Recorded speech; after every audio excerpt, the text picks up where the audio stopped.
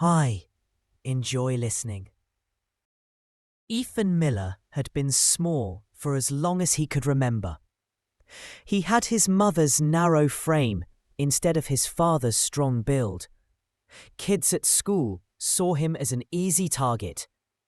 They tripped him in hallways, laughed at his weak arms during gym class, and pushed him around for fun. He hated gym days most of all. Push-ups left his arms shaking. Pull-ups were impossible. His classmates would clap sarcastically when he failed. The only thing he was good at was running, and he used it often to escape the boys who wanted to make a show out of humiliating him. His father, David, had once been a proud game warden. Ethan remembered almost nothing about him. He had been killed when Ethan was just a toddler. Rumours said he'd been ambushed by poachers in the woods, shot in the back at night. No one was ever arrested. The case was treated like a routine tragedy. His mother, Laura, had travelled to the county office again and again, demanding answers, but she came home empty-handed every time. From his father, Ethan had only two things left: a framed photograph in uniform and the Green Ranger's jacket that still hung on the hook by the door. Sometimes Ethan would touch it, as if he could feel the man he never got to know. Laura worked at a large farm owned by Victor Hayes, a man who treated his employees like disposable labour. He demanded long hours, paid little, and cared only about profit. But in their small rural town, there weren't many choices. Laura carried the burden silently, never letting Ethan see how hard it weighed on her. Still, Ethan noticed. He saw her come home exhausted, her shoulders sagging, hands raw from work. She tried to smile at him, but he could hear her quiet sighs when she thought he wasn't listening. Ethan felt powerless, too weak to stand up to the bullies at school, too young to help his mother, too small to carry the memory of a father he barely knew. Everything began to change on his 15th birthday. His uncle, Mark Reynolds, a long-haul truck driver, showed up with a gift so heavy he had to carry it in himself. When Mark set the box on the table, Ethan's eyes widened. Inside was a personal computer, bulky, outdated by city standards, but a miracle in their small town. Mark grinned. "Picked it up in Europe on a run. Figured you might put it to good use." Ethan couldn't believe it. In their town, no kid had a computer of his own. That night, while Laura cooked a simple dinner, Ethan ran his hands across the keyboard. The machine whirred to life, and something in him lit up with it. For the first time in his life, he didn't feel weak. He felt like he had found something he could control, something he could be good at. Ethan spent every spare hour at the computer. At first, he didn't even know what to do with it. He typed random words, explored the programs already installed, and learned by trial and error. When he connected to the internet for the first time on a slow, rural line, it felt like stepping into another world. He wasn't interested in games the way most boys were. He wanted to understand how things worked. He read online forums, printed out guides, and experimented with basic coding. His teachers at school barely knew what to do with a computer, but Ethan taught himself by staying up late, the glow of the screen filling the dark little kitchen. Mark, his uncle, stopped by once every few months between trucking jobs. Each time, Ethan proudly showed him what he had learned. Mark would shake his head in disbelief. "Kid, you're smarter than the guys I see running logistics software in big companies. You keep this up, you'll get out of here one day." Ethan clung to those words. The idea of leaving the small town gave him hope. He dreamed of living somewhere people didn't measure a boy by how many push-ups he could do, but by what he knew. At 16, he convinced his mother to let him take the train into the city once a week for a beginner's programming course. It meant extra money for tickets, which wasn't easy for Laura, but she agreed after seeing the light in his eyes. She said quietly, "If this is your path, I won't stand in the way." Ethan travelled early on Saturday mornings, sitting by the window of the crowded commuter train with a cheap backpack and a folder full of notes. In the city classroom, surrounded by older students, he felt nervous at first.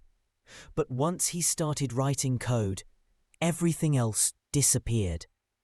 His mind clicked with the logic of it. He wasn't perfect.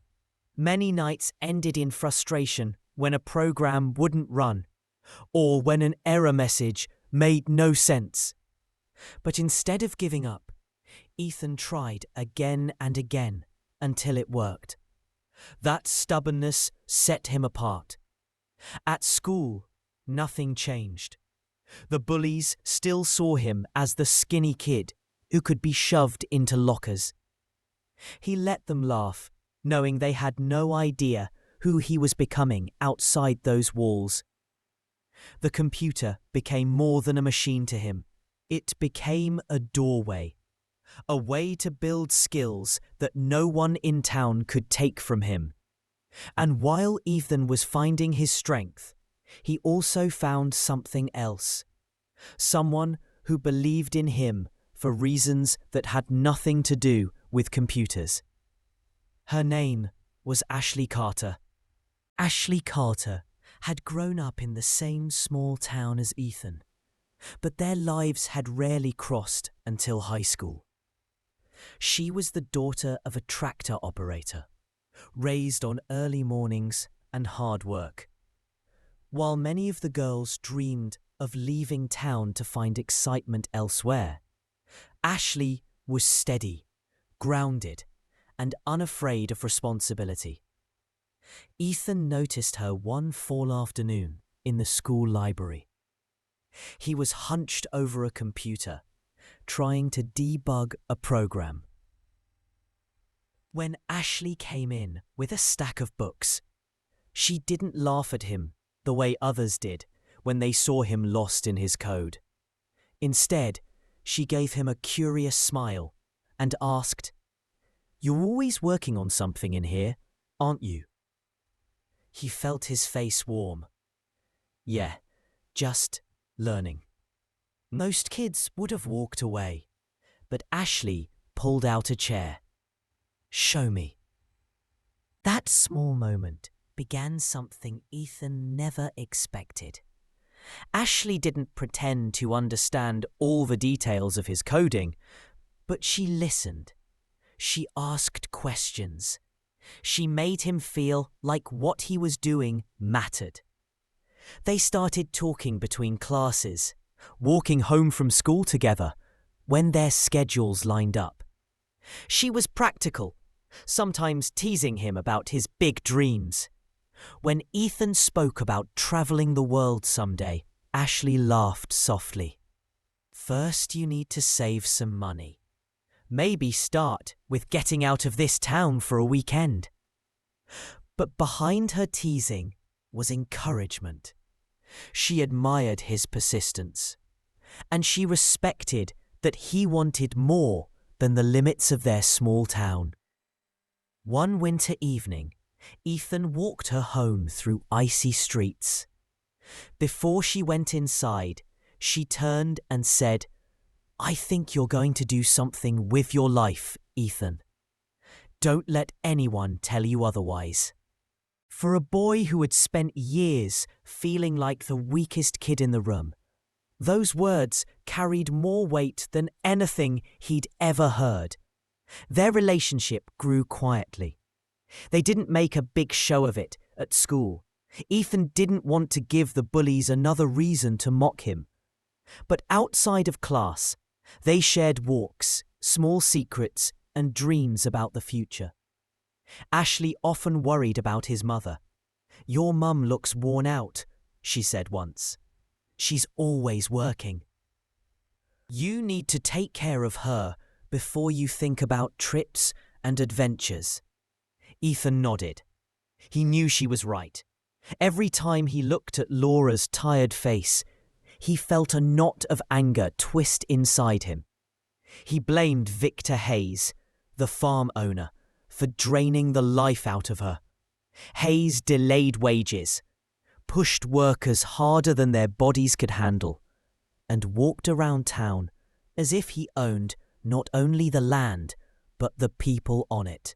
Ethan didn't know it yet, but his anger toward Hayes would change the course of his life. Laura Miller almost never cried in front of her son. She believed parents should shield children from worry, no matter how heavy life became. But one night, Ethan found her sitting at the kitchen table with her head in her hands, tears slipping silently down her cheeks. He froze. "Mom? What happened?" She tried to wave it off, but her voice broke. "It's Hayes again. He's holding back wages. Says there are accounting issues. That's the second month in a row." Ethan sat down across from her. He had seen this pattern before. Victor Hayes invented reasons to delay pay, forcing workers to keep coming back because no one else in town offered steady work. They all hated him, but no one dared speak out. Laura wiped her eyes quickly. "You wouldn't understand. This is how it is here. We can't fight it." But Ethan's chest tightened with anger. He thought about her coming home every night with sore hands, only to be told she had to wait for money she'd already earned. He thought about Hayes walking around town in his expensive boots, giving orders like a king. He placed a hand on her shoulder. "I'll fix this, Mum. I promise." She gave a tired smile. "Sweetheart, you can't fix men like him." But Ethan couldn't let it go. For years, he had trained himself on the computer, sharpening his skills quietly. Now, for the first time, he felt those skills could mean something real. Not just lines of code, but a way to strike back at someone who believed he was untouchable. He started digging. Late at night, when Laura was asleep, Ethan sat at the glowing screen, searching for ways into Hayes's farm accounts. The system wasn't secure. Hayes had hired someone to set up digital bookkeeping years earlier, but it hadn't been updated since. For Ethan, it was like finding an unlocked door. At first, he hesitated. He knew this wasn't a game. If he crossed the line, there would be consequences. But then he remembered his mother's tears, her hands trembling as she tried to explain why groceries would have to wait until next month. He told himself he wasn't stealing. He was correcting what had been stolen already. Wages for long hours of back-breaking work. One night, after weeks of preparation, Ethan moved the money. Every farmhand on Hayes's payroll received what they were owed, down to the last dollar. The transfers were quiet and clean. By dawn, Ethan's heart was pounding, but he had never felt so alive. The next day, Laura came home with a stunned look on her face. "It's the strangest thing," she said. "Everyone got their missing wages this morning. Nobody understands how. People are saying it's a miracle." Ethan only smiled faintly. Inside, he knew exactly what had happened.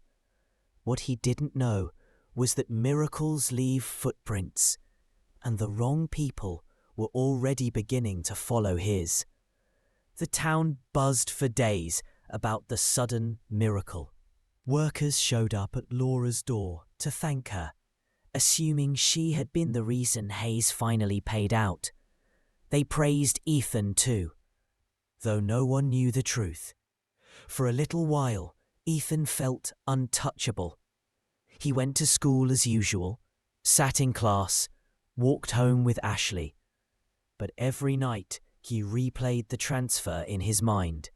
The rush of typing commands, the moment the numbers shifted on the screen. It was the first time in his life he'd felt powerful. But the feeling didn't last. Hayes was furious. He stormed through town shouting about theft and sabotage. He leaned on the county police, demanding answers. And in the city, investigators in the cybercrime unit noticed the trail Ethan had left.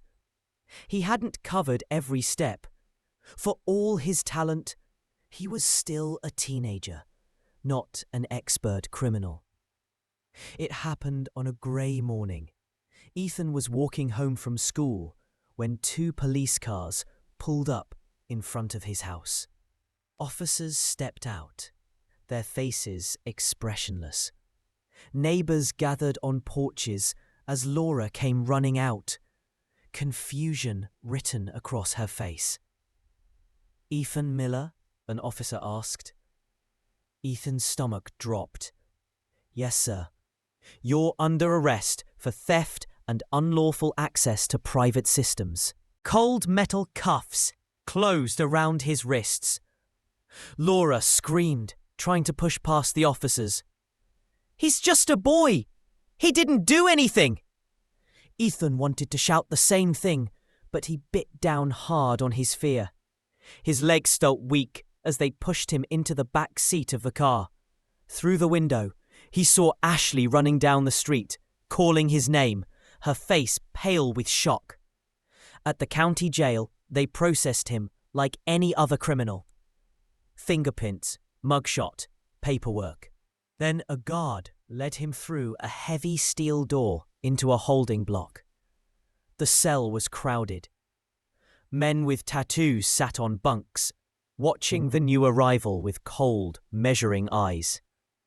Ethan tried to stay calm, but his hands shook as he gripped the edge of the bed. One man, thin and wiry, leaned forward. "What'd you do, kid?" Ethan hesitated, then answered quietly. "Hacking. Money transfers." The cell erupted in laughter. "What? You steal someone's lunch money online?" Another man jeered.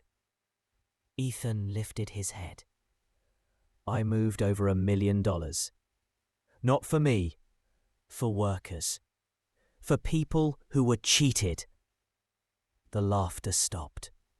The men looked at each other. One nodded slowly. "So you're some kind of Robin Hood?" For the first time since the cuffs went on, Ethan felt a flicker of respect in their eyes. Still, the walls closed in around him. He was 19, skinny and scared. He didn't know how long he'd last in a place like this. And outside, Laura and Ashley were already fighting to get him back. Word of Ethan's arrest spread through the town like wildfire.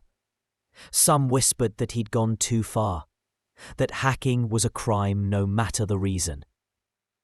But most people, especially the farmhands who had finally seen their wages, felt something closer to gratitude and shame.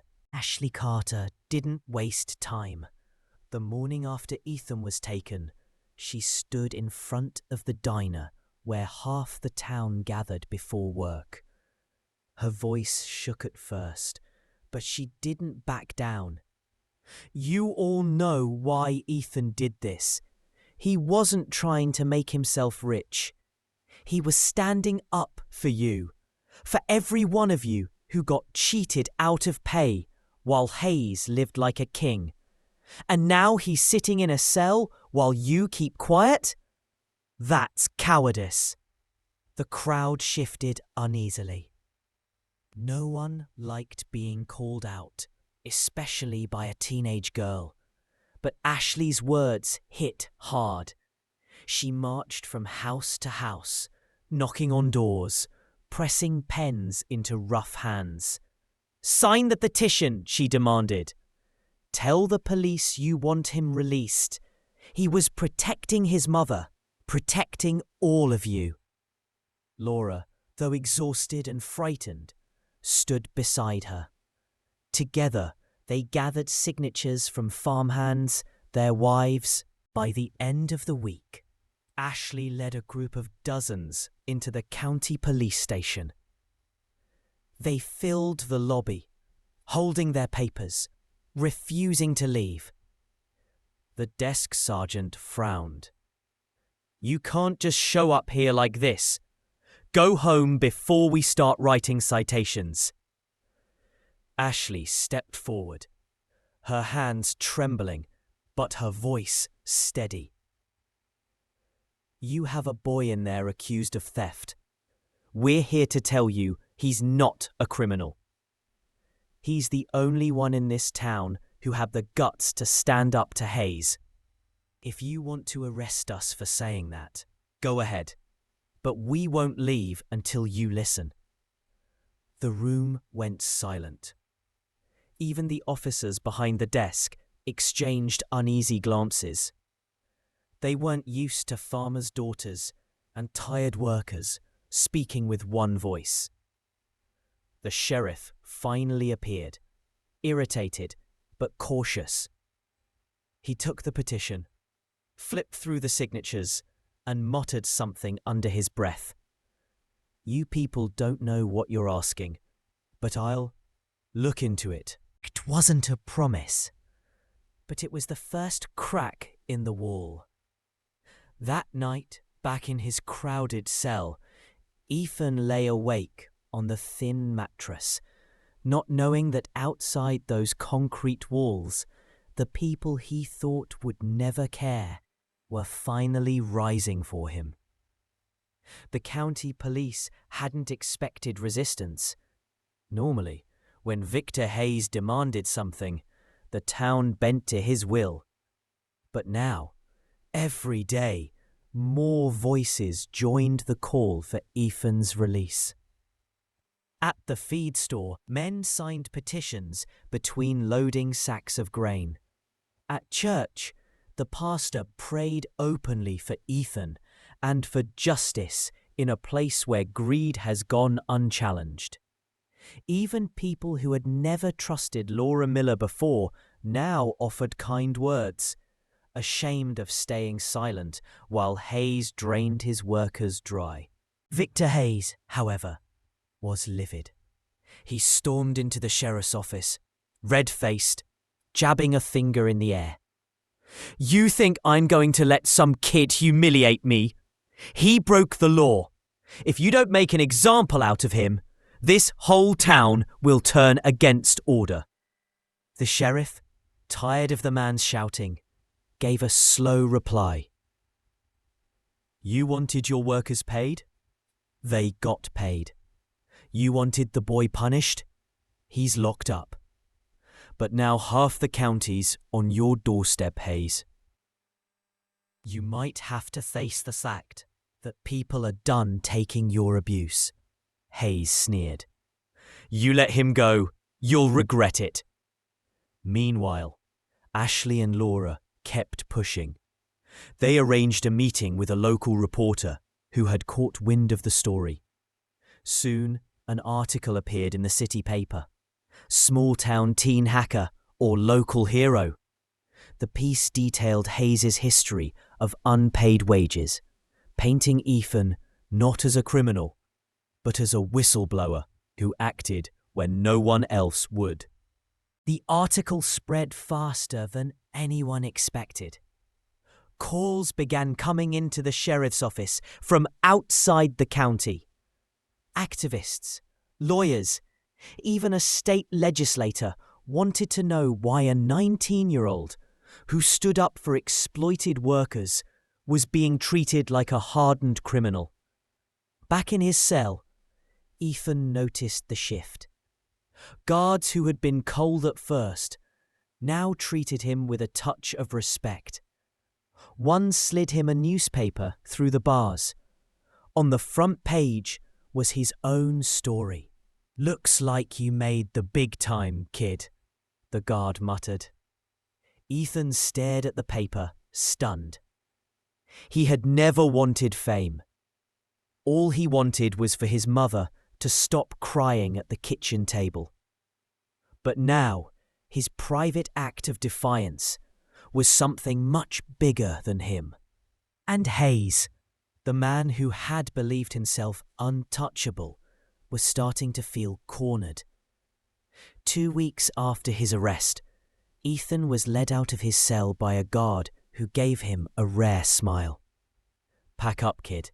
You're going home." He froze. "What?" "Order came down this morning. Charges dropped. Don't ask me how, but you've got half the county outside that door waiting for you." Ethan's hands shook as he gathered his few belongings. When the heavy doors opened, the sound hit him first. Cheers. Clapping.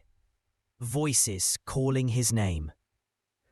He stepped into the daylight, blinking, and saw Laura running toward him, tears streaming down her face. She wrapped her arms around him, holding him as if she'd never let go. Ashley was right behind her. She pressed her forehead against his and whispered, "Told you we'd get you out." For a moment, Ethan couldn't speak.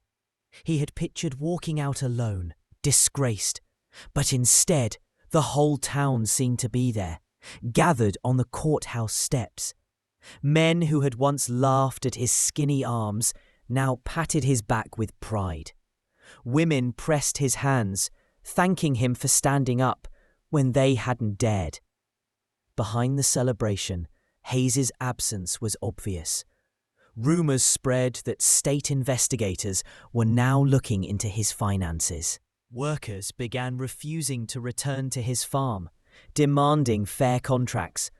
For the first time in years, Hayes was on the defensive. That evening, the miller's small kitchen filled with neighbors bringing food, laughter, and relief.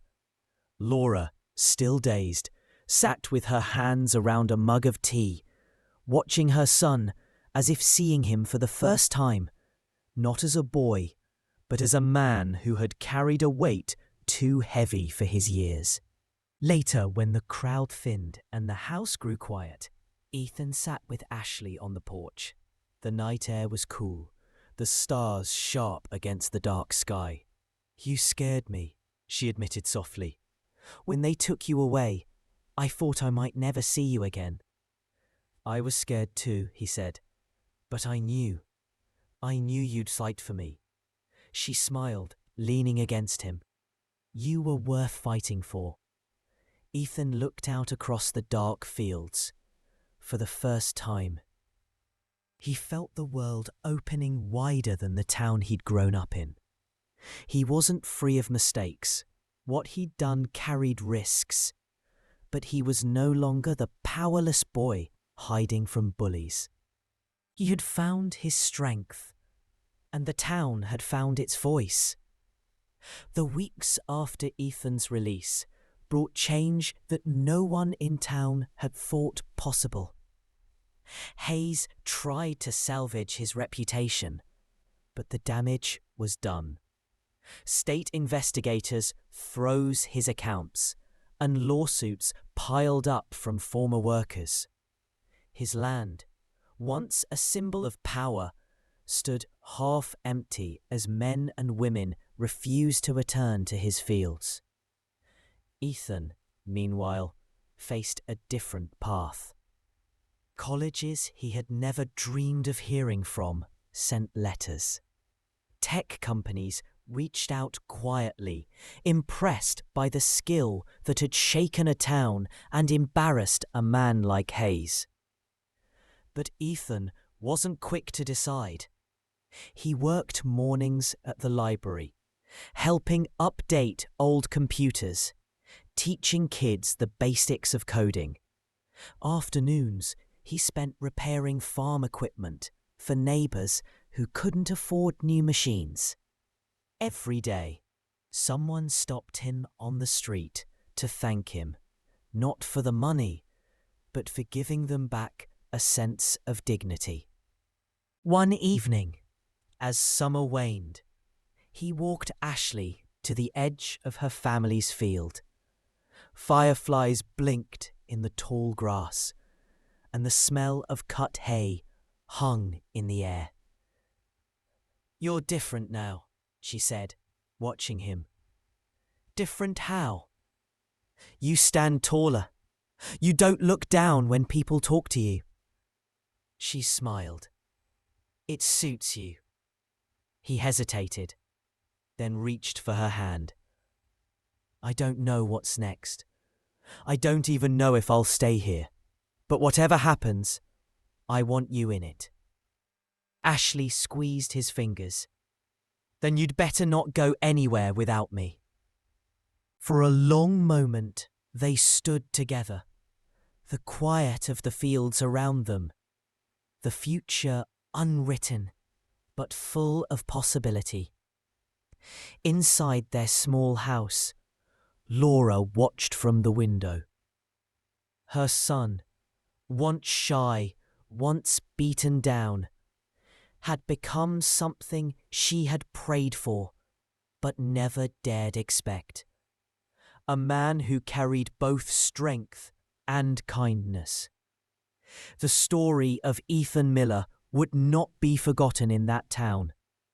Not because he broke the law, but because he reminded people that justice sometimes comes from the least expected hands.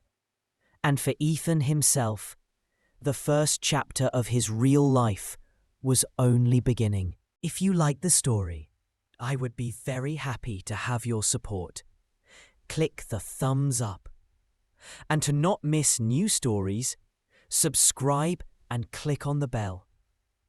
Thank you from the bottom of my heart, and all the best.